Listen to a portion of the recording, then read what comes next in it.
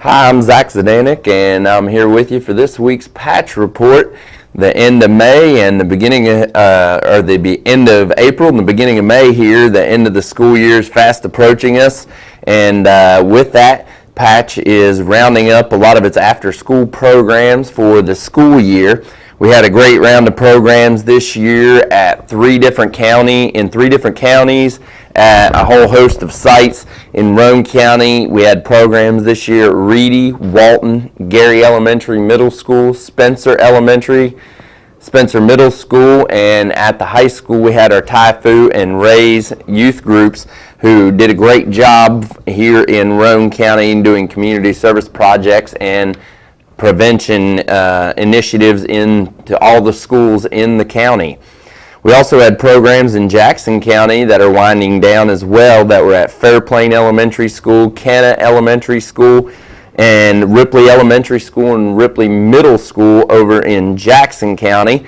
Those are winding down here as we start to approach West Test Week in the county school systems around.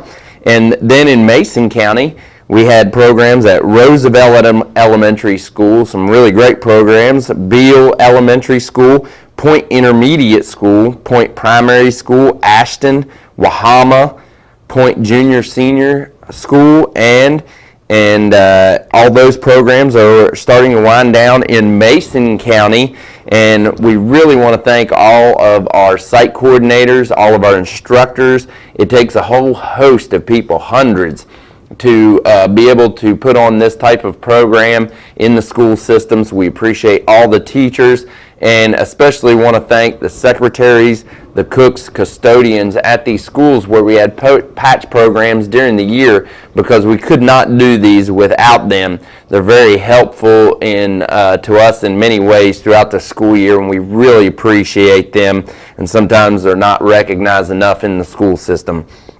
But thanks again to everyone, community people, teachers, principals, all the school staffs that helped make it possible to have the patch programs at these sites in Roane, Mason, and Jackson County. It was a wonderful year, and as the year winds down, we'll be gearing up for our third year next year in Mason County, and for our second year in this grant cycle in Jackson County for those four schools. And in Roane County, we'll be writing the 21st Century Grant here that will be due later this spring, and to see if we can get funding for after-school programs in Roane County as well to go along with the levy that passed that'll let us do a lot of things that we have not been able to do in the past if we would get that grant to go along with it. If not, we will still have programs because of the levy the people in Roane County passed, and we will have them at all the schools next fall. Now, for this summer, we're gearing up and we have our staff in place for here at Roane County, where we'll have some programs at the Roane County Committee on Aging in the mornings. We're still lining out some of those titles for programs and who will be working at which ones and the time periods for those schedules, and we will release those here in the next few weeks. Again, we'll have soccer this summer, which is a very popular program. Had over 260 students participate in that last year. Forms will go out by the end of school. We'll send those forms out to all schools, and we'll have them available on our website and in the patch office and various places around the community, like building blocks and our patch preschool. Ages for that will again be 3 years old to around 15 years old. We look at the top age range depending on the number of students that want to participate and who we have that want to play.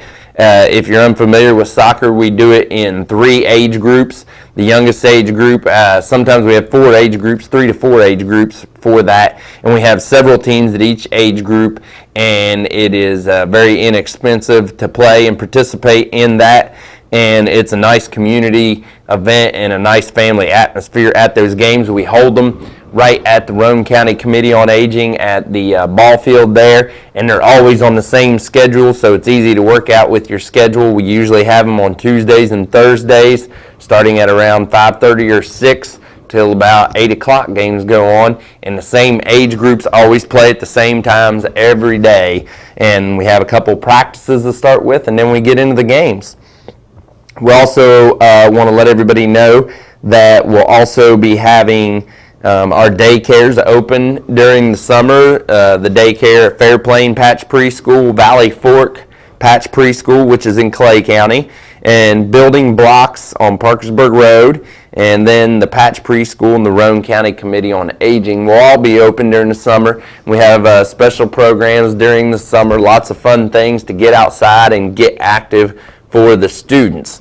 So if you have a student that's looking for something to do, or you have daycare needs this summer coming up, make sure and contact us at one of our sites, or you can call the Patch office for information at any time about the Patch program at 927-8047. That's 304-927-8047.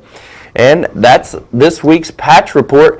Good luck to all the students as they start to approach graduation, after prom, and all the different events as the school year winds down. And we'll see you next week for another Patch Report. It's been Zach Zdanek. I want to say thank you to AM Digital Technologies for all their help in producing this show, and we'll see you next week.